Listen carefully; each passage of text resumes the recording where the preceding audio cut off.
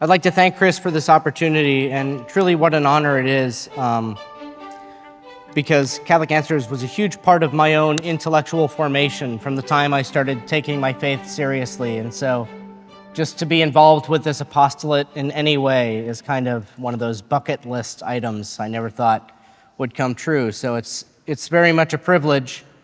And it's also a privilege to speak with you tonight on something that I think has become an increasingly important issue in our society, and I think we'll see it again this year in particular, as it is an election year. And I'm sure it's going to be one conducted at the highest level of debate and charity and honesty among the candidates participating. That really is the origin for this talk. My background kind of in that legal political sphere, debating public policy out in the open, holding marches on the National Mall in favor of traditional marriage in front of the Supreme Court. You'd have to live under a rock not to have recognized that something has happened to our public discourse over the past several years. And at one point, reading Chesterton, before I was involved with the Chesterton Society, I came across this distinction he makes between quarreling and arguing. And I was fascinated by that because we don't hear that distinction very often. As a matter of fact, I thought quarrel was just some old-fashioned word that only Fraser Crane used in the modern age. And that started me down a little bit of a rabbit hole of research. I came across this. If you can't see it too well, it's not super important. I'll describe to you what it is. This is what's called a Google Ngram. It tracks the usage of words in published works over time. It's very unscientific, so take it with a grain of salt. But it's nonetheless a little interesting. See, the blue line here is the word quarrel, and the red line is argue. That center line there is 1936. That's the year that Chesterton died. And this tracks the entire 20th century from 1900 to the year 2000. And you can see that right around 1944 is where quarrel and argue cross, and argue becomes the more dominant word in culture. Not exactly a peaceful year, 1944. And I'll get back to this chart in a little bit and tell you what I think it means. But I wanted you to see it up front, to get this distinction in your mind and start to ask the question, what's the difference between an argument and a quarrel?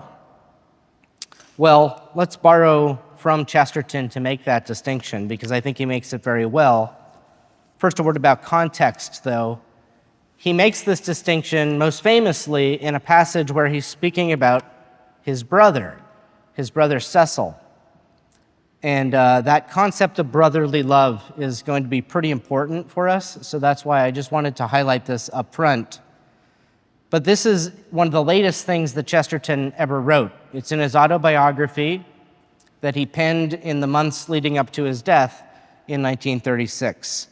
So this is really Chesterton at the most mature of his thought, reflecting back on his life. And he writes, "My brother, Cecil Edward Chesterton, was born when I was about 5 years old, and after a brief pause, began to argue. He continued to argue to the end, for I am sure that he argued energetically with the soldiers among whom he died in the last glory of the Great War. We argued throughout our boyhood and youth until we became the pest of our whole social circle. We shouted at each other across the table on the subject of Parnell or Puritanism or Charles I's head until our nearest and dearest fled at our approach and we had a desert around us. And though it is not a matter of undiluted pleasure to recall having been so horrible a nuisance, I am rather glad in other ways that we did so early thrash out our own thoughts on almost all the subjects in the world. I am glad to think that through all those years, we never stopped arguing and we never once quarreled." Perhaps the principal objection to a quarrel is that it interrupts an argument. Anyhow, our argument was never interrupted until it began to reach its conclusion in the proper form, which is conviction. I do not say that at any particular moment either of us would have admitted being in error, but as a matter of fact, it was through that incessant process of disagreement that we came at last to agree.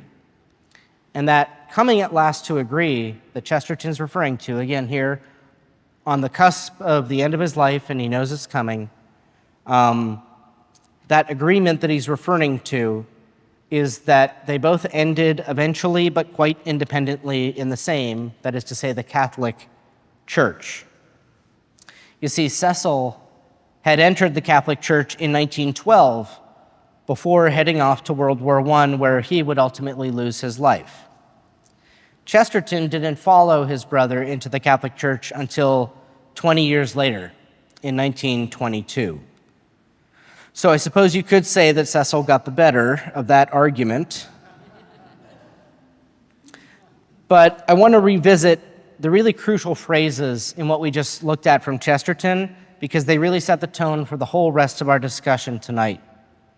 Note how Chesterton says, he's grateful that, quote, we did so early thrash out our own thoughts in almost all the subjects in the world, and that it was through that incessant process of disagreement that they came at last to agree, and that through all those years, they never stopped arguing, but they never once quarreled.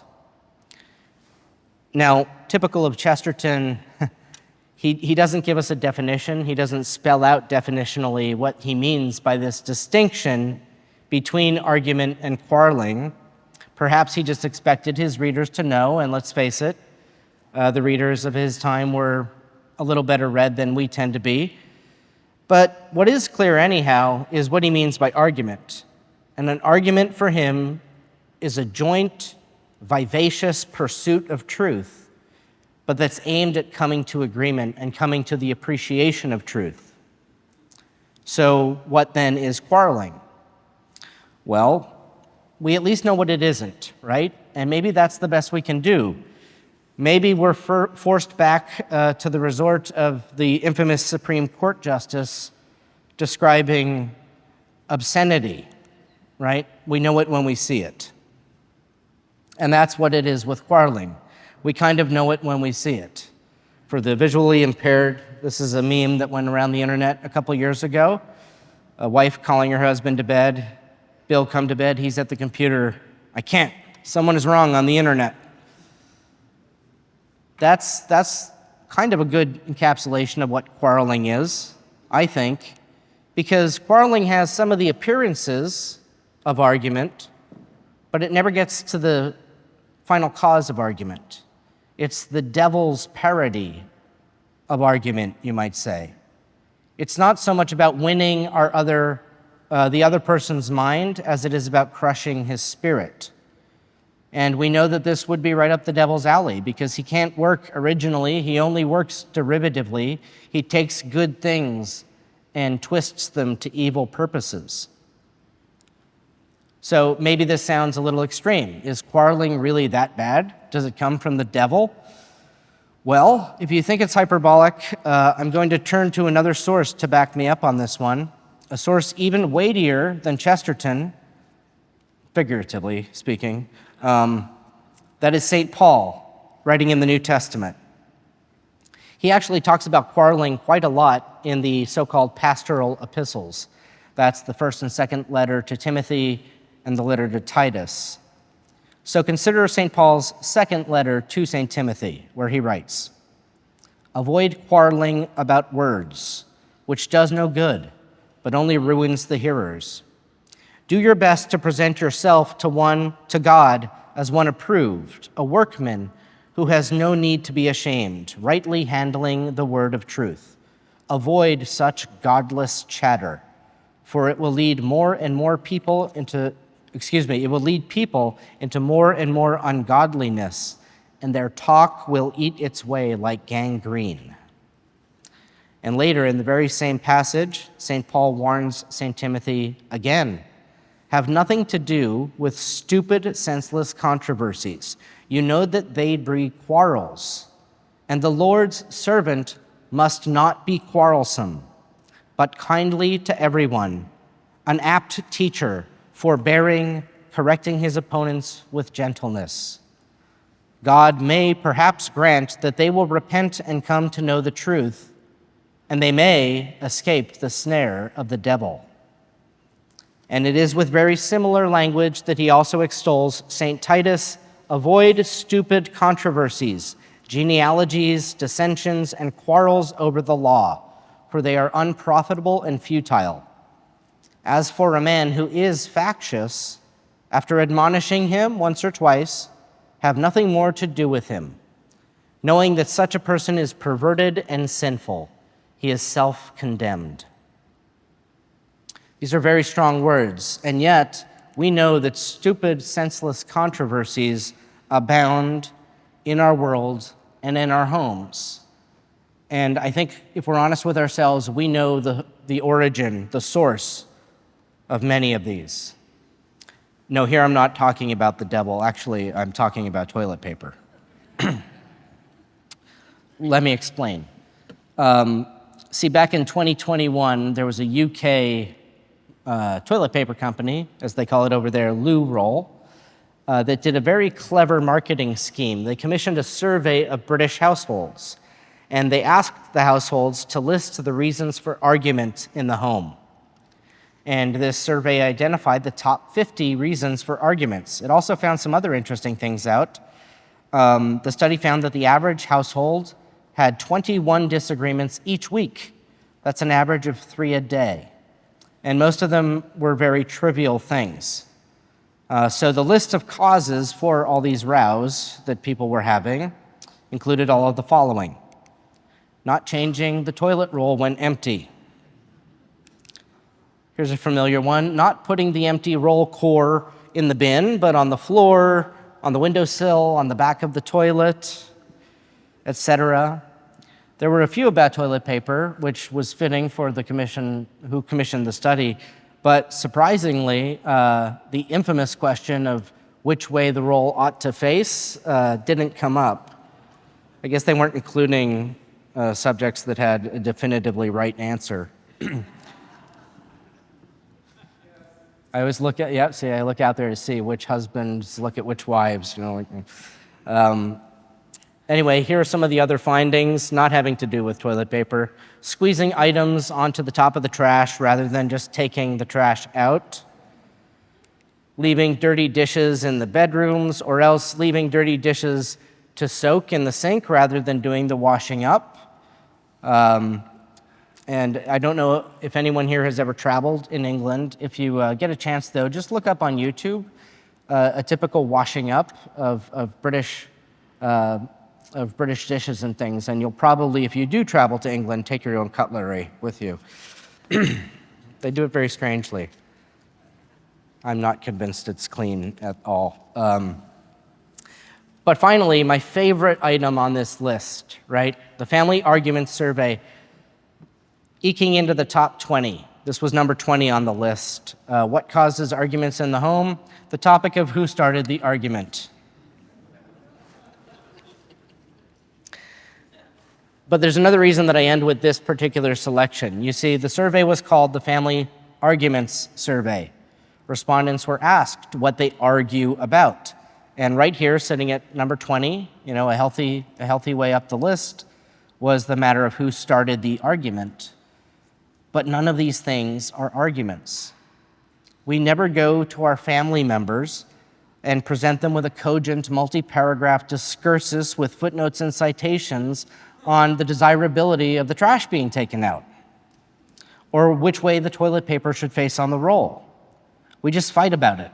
We yell and scream. We engage, in short, in stupid, senseless controversies. We quarrel. And this is now where I think we can make use of that chart again that we saw previously. See, the data here are likely misleading. It's not that more arguments are taking place and fewer quarrels. It's just that we started to call quarreling arguments. And if that's not the hand of the devil at work, I don't know what is. Because how like other areas of life is that, where euphemism covers the dirty facts and evils are called good because they're convenient, and we've lost sight of the ideal. Well, the ideal is arguments, not quarrels. But we don't do it. We fail. And why? Well, now we're going to go back to Chesterton. People generally quarrel because they cannot argue. And it is extraordinary how few people in the modern world can argue. That is why there are so many quarrels breaking out again and again and never coming to any natural end. People do not seem to understand even the first principle of all argument, that people must agree in order to disagree. Still less do their imaginations stretch to anything so remote as the end or object of all argument, that they should disagree in order to agree. Now, this single quotation from Chesterton in the Illustrated London News was the terminal point of my research on this, and it will form the rest of the talk this evening, because I think we can actually pull out all of those practical lessons in life that we need to start avoiding quarreling and having good arguments. So, we're just going to do a close reading of this and pull out those lessons. Let's start. Number 1, having a can-do attitude. I'm not very good at uptalk, but that's supposed to be an inflection of interrogation at the end of that, can do. I had a nun in grade school who I guess was annoyed by the fact that all the kids ended all of their sentences with an upward lilt in the voice, and she beat it out of us so much that now nobody even knows when I'm asking a question. Chesterton tells us that people generally quarrel because they cannot argue. And to understand this, we're going to have to emulate one of Chesterton's great models and mentors, a person whom Chesterton loved and admired, and whom Chesterton thought very much like himself, the great St. Thomas Aquinas. You see, Aquinas was great at making distinctions. There's 2 ways you can talk about the capacity or the ability to do something. So there's what I would call the subject capacity and the object capacity, and we're here talking about object capacity. Some things can't be argued about. If this doesn't make any sense, what I mean by subject capacity is, well, that has to do with the person engaging in something, whereas the object is what's trying to be done. I can't fly. That's not because of a failure on my part, it's because flying is beyond me, right? To use another metaphor that might make more sense, take these 2 statements. I can't drive a car, and I can't drive that car. I can't drive a car means I'm not licensed, I don't know how to drive. But if I can't drive that car, it might be because it's that car, right? It's on fire and has no wheels. That's an object capacity. And here's the point that I want to drive home. A common reason that we end up quarreling is because what we want to try to quarrel about, what we want to try to argue about can't be argued at all. We have to decide whether argument is the right approach in a given situation. We know the phrase de gustibus, non est disputandum, about tastes. There is no disagreement. Well, that's obviously not quite 100% correct, right? Because we do disagree over tastes. And there are objective standards of aesthetics, but have you ever tried to argue someone out of a taste for something that they have? It's very difficult. And probably that's because they don't need an argument. They need mentorship. They need exhortation, an exhortative appeal that raises their spirits and leads them on to better things. So if you have a friend who thinks that the Star Wars prequel trilogy are good movies, he's wrong. However, you're not going to be able really to argue that point, at least not up front. A better way of approach would be to say, how about next time I get to pick the movie? And you start introducing that person to good movies, and you start trying to cultivate for them a higher discernment and a better level of taste. And then, after all of that effort of mentorship and leadership and guidance and loving companionship of the person with their stupid opinion, you can finally come back to them and say, hey, remember when you said that you thought Air Bud deserved an Oscar? Can we talk about that now? So, to reiterate this point, we need to decide if what we want to argue about can or should be argued in the first place, and then choose the appropriate approach. Now let's move on to lesson number 2. I'm quoting my favorite theology of the body scholar, Marvin Gaye. It takes two. This is, if you haven't seen the argument skit by Monty Python, it's actually worth looking up on the internet. It's an accurate presentation of kind of the absurdity of argument. But this lesson has to do with the other person. So this is the subject capacity. Remember when we said that some cars are undrivable? A lot of our arguments are cars without gas or wheels, so to speak. Well, looking at the very same sentence, some people generally quarrel because they cannot argue. Here we are talking about the people. There are just those people that can't have an argument. But once again, we'll make a distinction, a la Aquinas. This can be in two modes of being unable to argue. This could be habitual or for long periods of time, or this could just be a temporary incapacity. So as to the first, habitual for long periods of time, children, right? If you're arguing with a 3-year-old, stop. The 3-year-olds can't argue. They're not capable of arguing. I've witnessed this with friends of mine who are reading parenting books, awful things, and they're trying to understand, oh, honey, you're crying, you're so tired, why don't you go to bed? And the kid says, no, I don't want to go to bed. Why? I'm so tired, right? Well, you could point out to them that they just affirmed the antecedent and therefore the consequence is unavoidable, but I don't think you're going to get through, right? So you can't argue with children. Who else can't you argue with? Well, people that have children sometimes in your own home. The other people that have children with you. We all know how this operates, right? There are people who at a certain point right now, they're not ready to argue. And the answer to why that might be the case is simply life. Stress, hormonal imbalances, a trying work week, inclement weather, a heat wave, indigestion, illness, uncomfortable clothing, ugly wallpaper, all of these things and more can influence that person's willingness or capacity to argue, and correspondingly, the likelihood that they will become quarrelsome. And this can become a challenge for us because we don't always get to see this. Yes, we see it maybe in our own homes and with spouses, but what about that person online? What about that person online who's just being really belligerent? And we keep driving at it, and we keep trying to drive home that point, like that fellow on the internet before. Well, this is a problem, because if we're goading a person who is likely to become quarrelsome, if St. Paul's correct, and this is that serious of a matter, then we might be leading a person into a near occasion of sin. And that's not something that we should do. It's uncharitable. It's uncivil, frankly. And I think we run into this problem more often than we would be willing to admit if we examine the ways in which we allow ourselves to get really fired up and want to engage in that dispute, even though we know it's not going to be an argument, it's going to be a quarrel.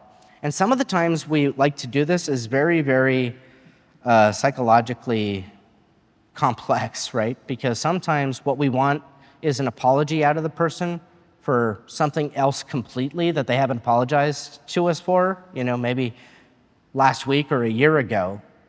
And so what do? We deliberately goad them into blowing up so that now they have to come to us and say they're sorry because they're kind of in that position of being inexcusable. So we should always examine our intentions. Okay, is this worth arguing? And can this person listen to an argument right now? And if either of those two things is unfulfilled, it's not time to argue.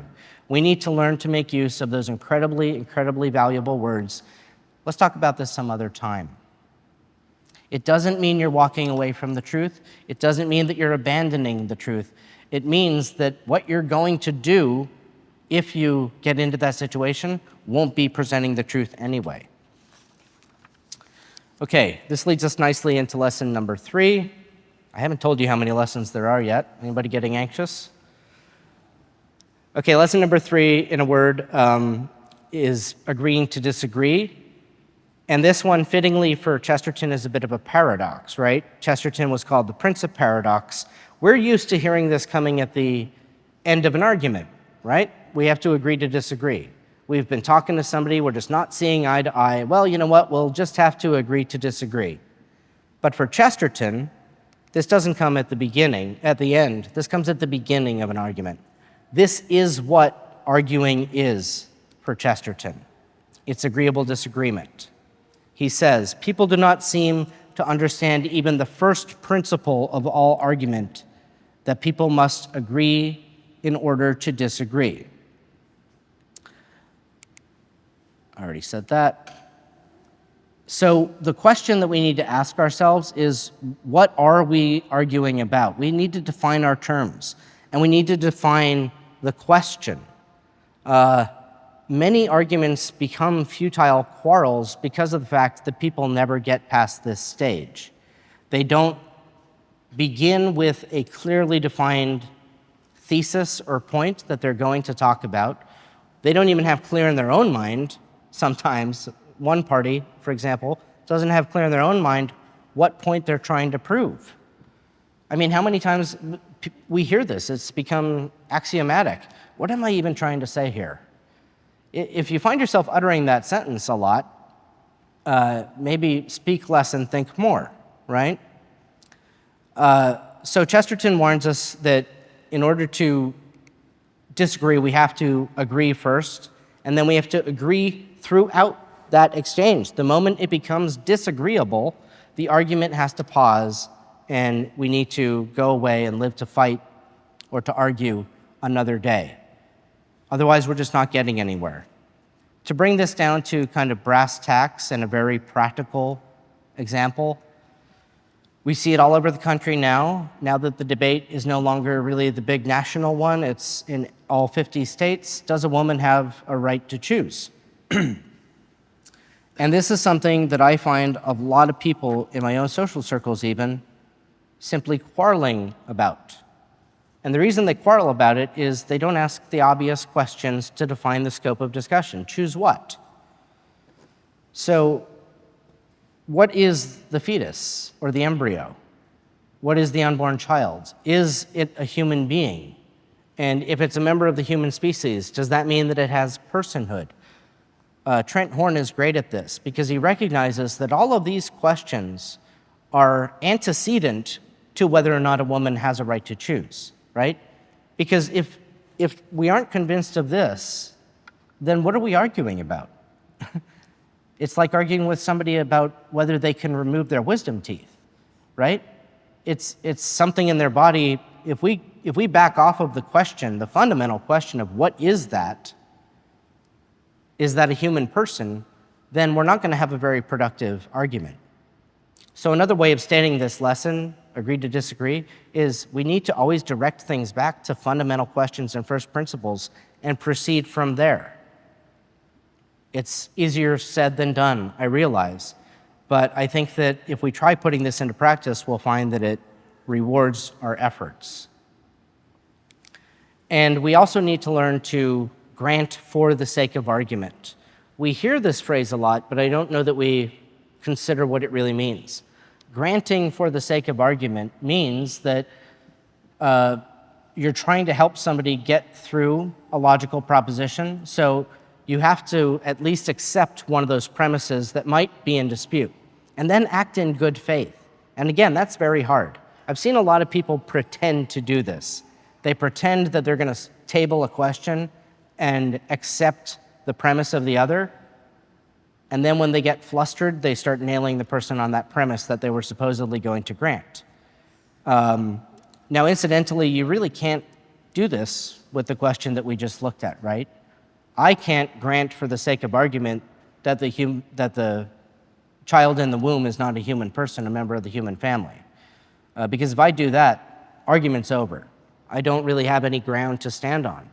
So if someone else wants to argue with me the woman's right to choose, rather than the nature of the unborn, I'm going to say, well, then you have to grant me the premise of the nature of the unborn in order for us to have an argument. Otherwise, it's that other thing that we have to argue. We can't argue about your right to choose because we don't know what you're choosing. All right, lesson number 4, and now we are getting towards the end because we're at the telos, teleology. The telos in Greek is the final cause of argument. And this is, for Aristotle, kind of the most important cause. Aquinas sort of follows him in this. Chesterton would agree. And there is a final cause to argument. So the beginning of argument is agreeing to disagree. Chesterton tells us, still less do their imaginations stretch to anything so remote as the end or object of all argument, that they should disagree in order to agree. We have to be pursuing agreement. Recall what Chesterton said elsewhere in that essay. Few people in the modern world can argue, and therefore there's quarrels breaking out, never coming to any natural end. The natural end of argument is agreement. The reason we don't get there is because sometimes we're not even pursuing it, right? We have to be willing to shift on our positions. But we also need an object for argumentation. So let me use another quick metaphor to describe this. Think of argument like a game. You wouldn't play a game without rules and without an object, would you? Probably not. It would be a hard game to play, first of all, but it also probably wouldn't be very fun. Suppose somebody came up to you with a deck of cards and they said, I have this deck, let's play. And you say, okay, how do we play? They say, well, I'll deal you some cards and then I'll deal myself some cards. And then we'll take turns. And you say, okay, but what's the object of this game? And the other person shrugs. So then you say, well, how do I win? And the other person shrugs again. So then you ask, well, then how do I lose? And here he replies, oh, you lose when I win. So now you're a little exasperated, and you say, well, how do you win? And he shrugs again. So your answer at this point will almost certainly be, wow, that sounds great, let's play for money. No, you're never going to take that bet. You'll lose your money, you'll lose the game if there even was a game. And yet, how often do we get into arguments without treating it this way and without asking two very important and fundamental questions that frame every argument, right? What quality or quantity of evidence is going to convince me that I'm wrong? And the other question, what quality or quantity of evidence will convince my opponent that I'm right? And if either of these questions doesn't have an answer that you at least know in your mind, it doesn't have to be articulated per se, but if you don't know in your mind where this is all going, how this person will ever accept what you're going to say, you're on the road to a quarrel. Most of all, when someone just comes right out and says it. You know, there's nothing you can say that's going to convince me. And then maybe you press them on the point. Really, there's nothing that I can, no, there's no amount. What if you saw, God descend from heaven right now, on a cloud of glory and blah, blah, blah? I would think I was dreaming, right? If someone has this kind of position where they're not willing to accept any amount of evidence, you can't argue with them. And so that leads us to our fifth and final, most important point, which is the point of brotherly love. Brotherly love is necessary for this. And sometimes love means just accepting that the other person can't take the word that you want to offer them, and you need to walk away. That's the charitable thing to do.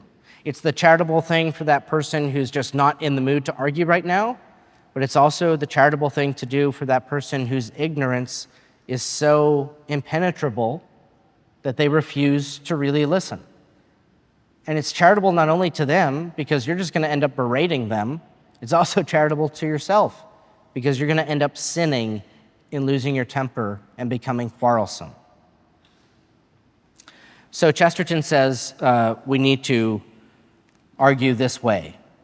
He says of Cecil, I think it was a good thing that we had tested every link of logic by mutual hammering. I will even go on to add something that sounds too like a boast, though it's meant to be a tribute. I will say the man who had got used to arguing with Cecil Chesterton has never since had any reason to fear an argument with anyone. That's kind of his way of saying the proverb, iron sharpens iron. And the point of bringing Cecil back here in the end is this is who we argue with first. We argue with our brothers and with our friends. This is a talk with a bit of a homework assignment. I want you all to go home and have an argument. Not necessarily tonight, but at some point, practice this. Here's the great part. We can practice this. Unlike so many things in both the spiritual life and in practical life, where we just kind of have to, dress for game time all the time, this is something that we can really practice and hone our skills at home. We can listen to other people arguing. We can, if you have the stomach for it, watch CNBC, right? Or C-SPAN and watch people going back and forth, and you can study what they're doing and you can realize, that's where they got off the point. They haven't agreed on the terms of this debate. This is where it's going to go awry. And the more we practice it, the better we'll get at it. And I just have two final quick points to make here, because what I'm describing maybe sounds Pollyanna. Maybe it sounds impossible. And we might say to ourselves, well, Chesterton, yeah, very well and good. He lived in the early 20th century. By the way, I don't know if you've heard this anecdote that teachers are becoming kind of upset and sort of mystified when their students are making reference to the late 20th century and writing their papers. They're like, for 1995, students are writing, back in the late 20th century, things were this way. It's kind of, I don't know, that hurts my feelings. Chesterton, yes, he lived a long time ago, but we shouldn't make excuses for ourselves because he lived in an age that wasn't altogether unlike our own. And yet, they knew how to notice the difference between an argument and a quarrel. However, the skill of argument was no better off then than it was now. It's just that they were ready to call it out when it went awry. For example, when he writes, the contemporary official paper, like the Daily News or the Daily Chronicle, simply cannot argue. It simply does not pretend to argue. There's no more curious quality in its degradation than a sort of carelessness, at once of hurry and fatigue, with which it flings down its argument, or rather its refusal to argue. It does not even write sophistry, it writes anything. It does not so much poison the reader's mind as simply assume that the reader hasn't got one. And here we should do well to recall that Chesterton was by trade a journalist, yet clearly he never lowered himself to what were the journalistic standards of his day. And so the excuse that everybody else talks this way on Twitter can't be an excuse for us either. There's another quote by Chesterton that Dale Ahlquist is very fond of quoting. It's that every generation is converted by the saint who contradicts it the most. Dale and I believe that Chesterton is a saint, and we're working on that. We also know that he was a sign of contradiction, not only to his own age, but also to our age.